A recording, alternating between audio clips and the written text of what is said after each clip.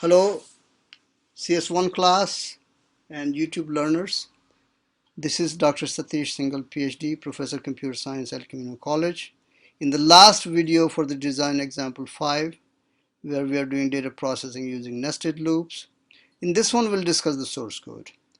And the way I want to discuss the source code, I will have the algorithm that we just discussed in the previous video in front of me, which was this one, and the source code. And then I'm just going to show you correspondence between the two in key parts. I'm not going to do everything because some things are pretty clear. They're totally easily understood. So this is my algorithm, and then I will be tabbing back and forth between my source code, which is in Xcode. You can use Visual Studio, that will be the same thing. And I've checked it compiles. So this part, how to get the file name, get line and all that, using this stream to open the file, this is all has been done before. So really I'm pretty much want to start with this initialization, number of students. I want to count how many students are in the file. So this was done right here in 12.1. That 12.1 in the source code is done right here on line 47. There are other things done, again those you have to read. But the purpose of that is this is the accumulator for number of students in the file. And if my file is open and it has any data at all, then this condition in.peak not equal to EOF will be true. How this loop works, you can again watch video number 3 where I've described in great detail. So as I do inside the loop, I do num student plus plus.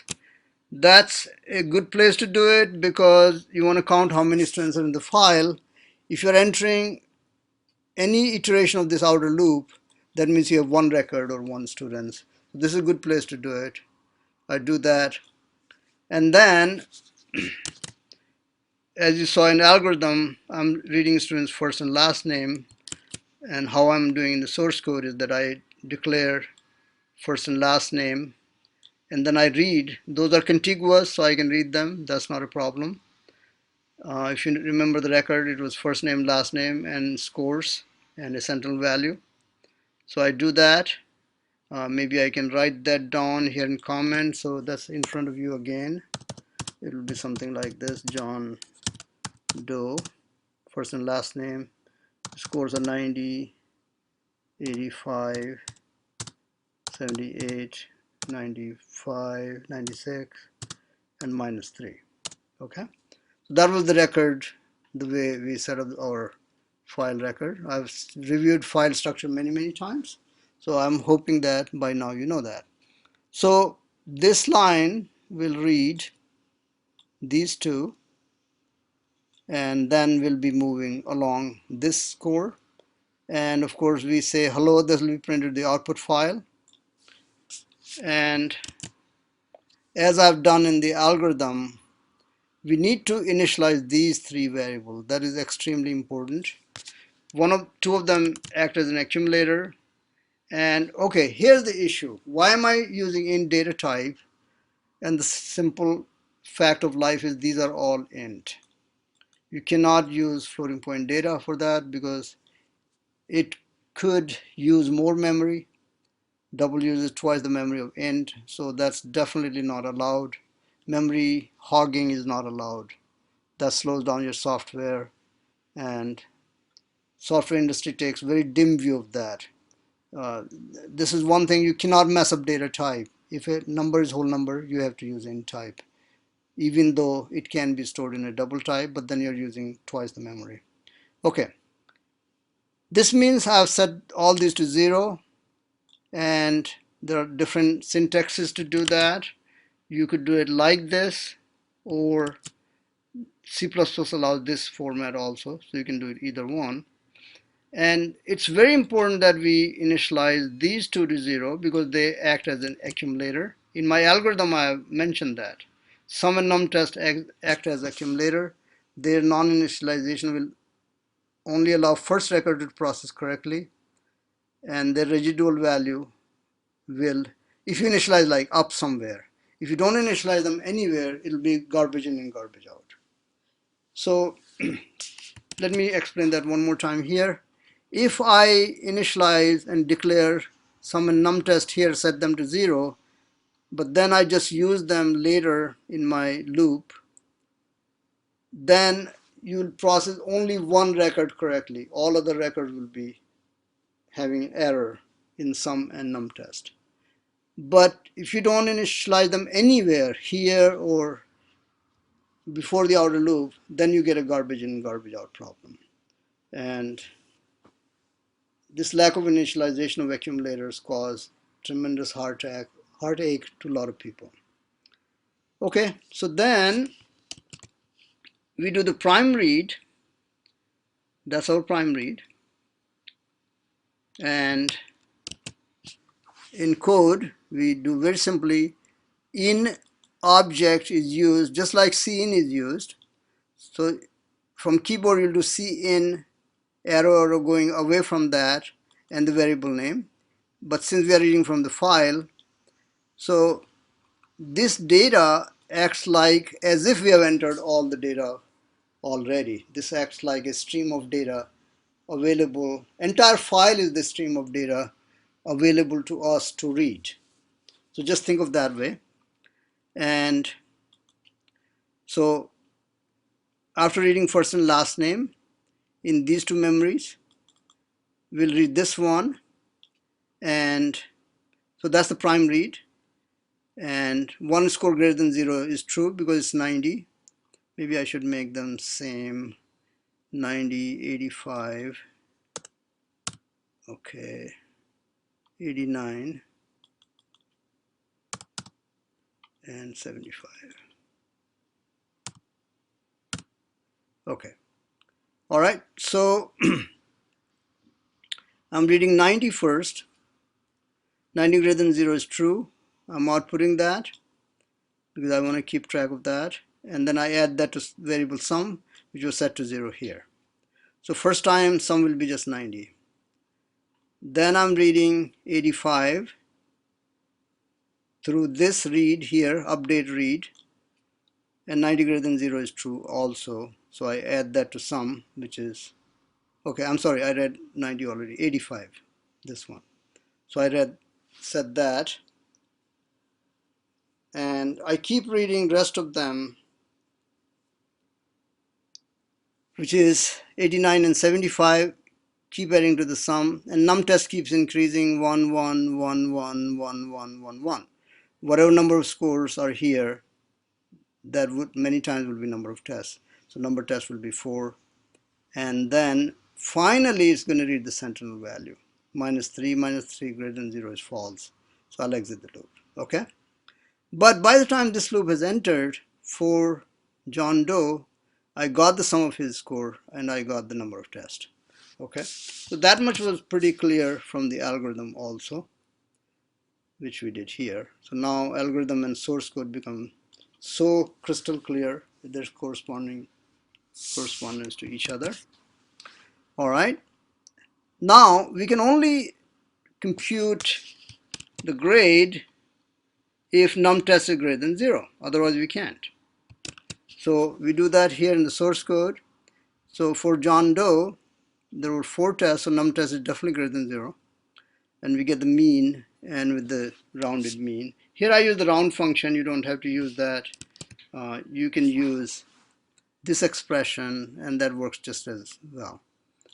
Round function was kind of a shortcut which requires CMath inclusion. And did I do it correctly? Actually, I didn't do it correctly. This has to be cast into int type. So that's a slight, compiler may not nag me for it, but it should be done like this. Okay. Yeah. Because round returns a double type, which should be cast into int.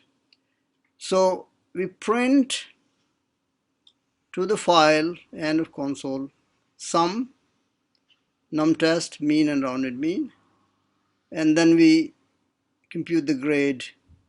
And this we have shown you so many times. I'm hoping that you're not getting sick of it by now. And that's this 13 algorithm, and that is being done right here in this block of if and else. We've done this many times, and then we print the semester grade. Now for someone like philosophy or Miss Genius who didn't take any test, this loop will not be entered and num test will remain 0 because it was set to 0 here. So when this is false, we'll look for an else block, and that's right here, and we say you didn't take any test. Okay, so by now I've processed both kind of record, people who took the test and people who didn't take any test. So then if file has more records, then my reading head will read the next, peek at the next character, peek function peaks, video number 3. And if UF has not arrived, then it will just go and do this for the next record. Next record could be willy-nilly, too sweet, whatever. And again, it'll go all the way to the end, and then again come back and peek at the next character. Only after it has read the last record. Imagine that, okay, it's right here. Imagine the Miss Genius last record. So there will be a UF character right here, and that would be read, and in that case, in dot peak, not UF will be false, and we'll exit the loop, and we'll exit the loop, and we print, outside the loop we print how many students are in the file. And there are other things I've done, which you have to sit down and understand. Then I close the output file and input file and say goodbye. Okay, so I do have two files, one input file, one output file. I'm going to run that for you and just show you that this code works. Of course it works. We have been testing this for 10 years. So, okay, so enter full path to input file, and my input file is right here, many student txt. I'll show it to you what that is. It has 4 students: John Doe, Mary Doe, Jill Quirk, Miss Genius, willy-nilly. Miss Genius didn't take any test, so she'll get the message she didn't take any test. Otherwise, there will be grade for each person. Okay, and then let me get right click, press Alt, path name, and let's go to my compiler. Where's my compiler? Okay, let me just bump it up a little bit, and Command V will paste it, and the file, yeah, allow. File does exist, so input file does exist, and I'm not going to do the case where it does not exist. And output file will be this. It's empty. You can see there's no data in it. So I get the path to this, and type that. And of course you'll see output here, console as well as in the file. So it has those 4 people: John Doe, their scores, sum of all the tests, number of tests taken, average, rounded average, grade. You'll see that for everybody except Miss Genius, who didn't take any test. We get this message, and if you go to our file, we'll see that too. It was empty earlier, and now we see John Doe's record, Mary Doe, Jill Quirk, Miss Genius, willy-nilly, and other. There were total student of 5 in the file, 1, 2, 5 students. So that's the source code. We will upload this source code, and you already had the document this document that we sent to you quite a while ago. Of course, this document was modified quite a bit for the video production, but you had one form of it pretty much. So that's the video for source code. And obviously, source coding became much easier because we spent so much time in analysis and algorithm. That's where the bulk of your work should be. 80% of your time should be spent in analysis and developing algorithm. Only 20% of the time should be spent in writing source code and debugging and fixing compile errors. That's the true recipe for software engineering. 80% of the time analyzing, developing algorithm, analyzing again and again. Only 20% of the time actually typing into the compiler and just running source code. That way you're carrying software engineering with you in your mind. Software engineering does not exist in the compiler. Okay, compiler cannot make you a software engineer. You have to become software engineer before you go to the compiler. So as they have saying that don't put cart before the horse. Okay, horse should be in the front, cart should be in the back, and the horse is actually the your algorithm and your analysis. Anybody who is serious about becoming a software engineer or computer programmer or a computer scientist who will work in computer programming, I'm telling you today, the most important thing is analysis, the way we have been doing in all the mathematical expressions and Boolean conditions, table of Boolean conditions, analysis we did through the pictures and all that, and then developing the detailed algorithm. This is it. You're done. 80% of the work is done. And typing the source code and all those things just like last 20%, which becomes much easier, much less frustrating and all that. All right, this is Dr. Satish Singles saying goodbye to you from video 404, the source code for design example 5, data processing using nested loops. Thank you.